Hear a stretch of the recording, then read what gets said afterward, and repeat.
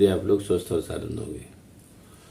पिछली बार मैंने आप लोगों को आसिफ-उद-दौला बहादुर के बाद आए उनके बेटे वज़ीर अली के बारे में बताया, जिनकी नवाबी कुछ महीने ही चली और अंततः उनको अंग्रेज़ों ने कैद करके चुनार के किले में और बाद में सेंट फोर्ड विलियम कॉलेज कलकत्ता में नज़रबंद कर दिया। उनको एक बाद के दिनों में एक बुरा जीवन जीना पड़ा, लेकिन बहरहाल राजनीति की दुर्लभ संधियों में ये सब होता रहता है और कहीं न कहीं वो अपनी क्या नाम है सौतेली दादी और अपने चचा सादत अली खान और बाकी दरबारियों की षड्यंत्र का शिकार बन गए।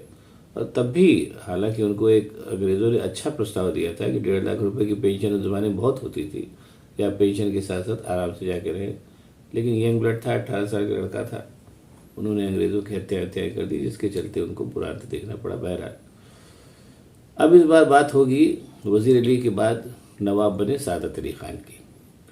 सादत अली ख़ान का किस्सा ये है कि नवाब शुजा-उद-दौला की कई पत्नियां थीं, उनमें से एक पत्नी तो बहू बेगम थी जिनसे आसिफ-उद-दौला हुए, और एक पत्नी थी उनकी बेगम छतर-कुंवर, जो बहराइच के ठाकुर रजवाड़े की लड़की थी और शुजा-उद-दौला से उनका शादी हुई थी।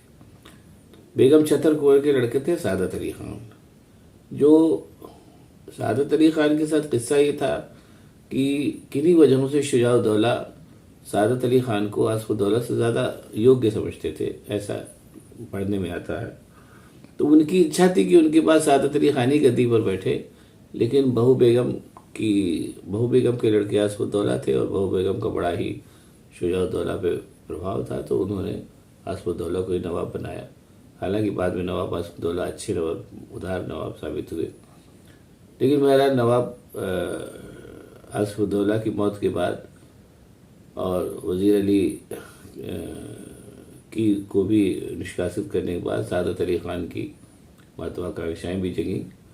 और हालांकि तब तक स्थितियों से निराश हो चुके थे। बीच बीच में भी उन्होंने कुछ द्रव्य संधियाँ की थी, ऐसे इतिहास में उल्लेख मिलता है, लेकिन वो नवाब नहीं बन पाए। तो उसके बाद उन्होंने अंग्रेज़ जो थे वो वज़ीर अली ख़ान को हटाने के बाद इस खोजबुन में थे, उधेड़बुन में थे कि अब किसको नवाब बनाया जाए। तो उनकी निगाह जो थी वो सादत अली ख़ान के ऊपर पड़ी और उनसे मिले और उन्होंने कहा कि अगर आपको नवाब बना दिया जाए तो आप क्या देंगे, हमें क्या देंगे। तो सादत अली ख़ान को अंदाज़ा ही नहीं था कि वो नवाब बन सकते हैं। वो एक तरीके से नवाब बनने की सारी इच्छाएं से वो एक मतलब शून्य हो चुके थे। जो एक आसिफ-उद-दौला वज़ीर अली का जो लंबा कार्यकाल चला, उसके चलते उनको नहीं लगता था कि वो नवाब बन पाएंगे।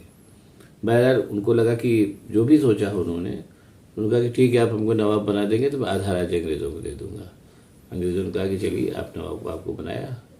तो उन्होंने कानपुर से इधर जो पश्चिमी उत्तर प्रदेश था उसमें का जो अवध का हिस्सा था वो अंग्रेज़ों को दे दिया और उधर कुछ हिस्से पूरी उत्तर प्रदेश में भी दिए। तो इस तरीके से 24-25 जिलों का जो अवध था आसिफ-उद-दौला के ज़माने में, वो घट करके 12 जिलों का अवध रह गया सादत अली ख़ान के ज़माने में। और सादत अली ख़ान फिर नवाब बन गए। ये बात है 1798 की, और 1798 से 1814 तक उनका कार्यकाल रहा। सादत अली ख़ान ने 2 मेजर काम किए, बाद में वो भी कुल मिला के योग्य नवाबी साबित हुए।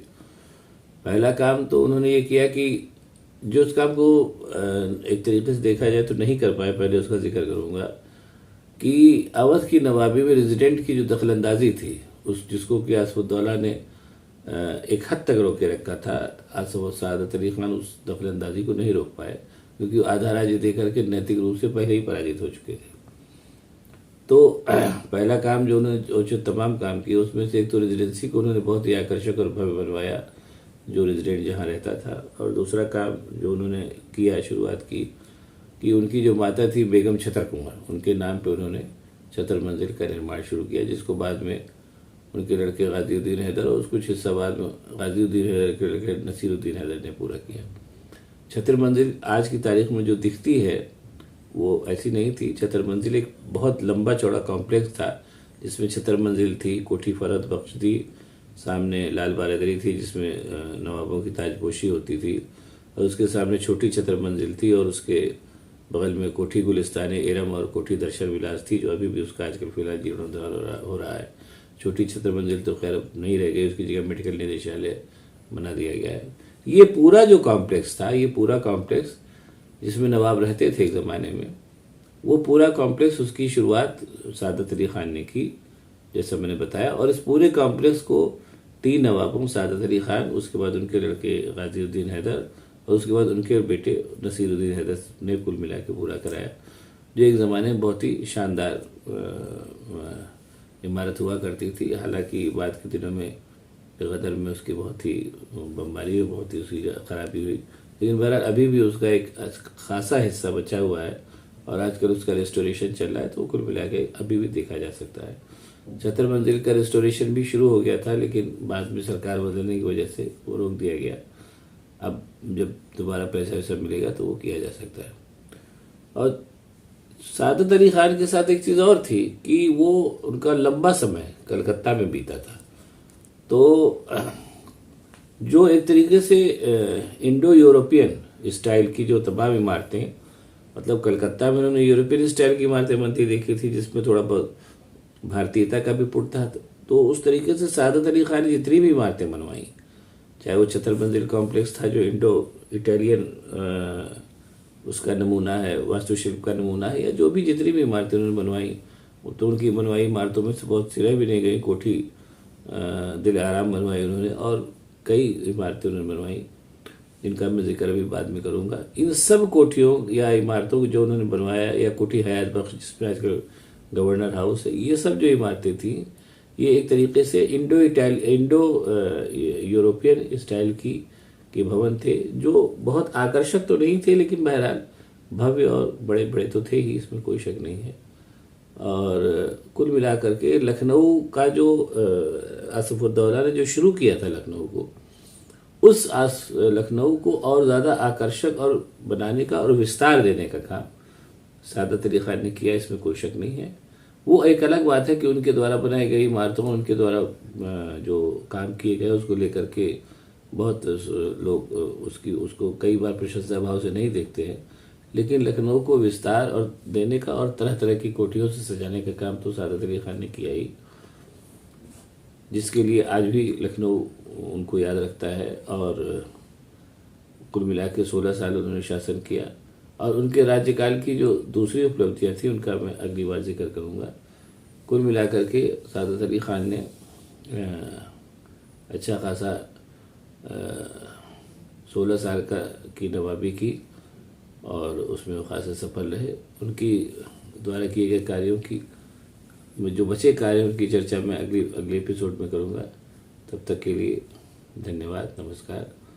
अगर आपको ये वीडियो पसंद आया हो तो इसको देखिए, सब्सक्राइब करिए, शेयर करिए। और हाँ, एक बार मैं फिर कहूँगा कि अवध कथा के जितने पुराने एपिसोड हैं वो भी इसी चैनल में दिए हुए हैं, उनको ज़रूर देखिए, ताकि आपको अवध की पॉलिटिकल हिस्ट्री आपको संक्षेप में जानने को मिले। अवध की नवाबी, अवध की रंगीनियों, अवध की जो गॉसिप्स हैं, उन पर तो बहुत मैटर मिलता है, लेकिन अवध का जो राजनीतिक इतिहास है, जो कहीं ज़्यादा इम्पॉर्टेंट है, और बानी ख़ेज़े जिसको मैं धीरे धीरे आगे बताता रहूँगा, उसको भी जानना बहुत ज़रूरी है। मेरी आपसे फिर गुजारिश है कि अवध कथा के पुराने एपिसोड भी देखें, आपको अच्छा लगेगा। बहुत बहुत धन्यवाद, फिर से नमस्कार।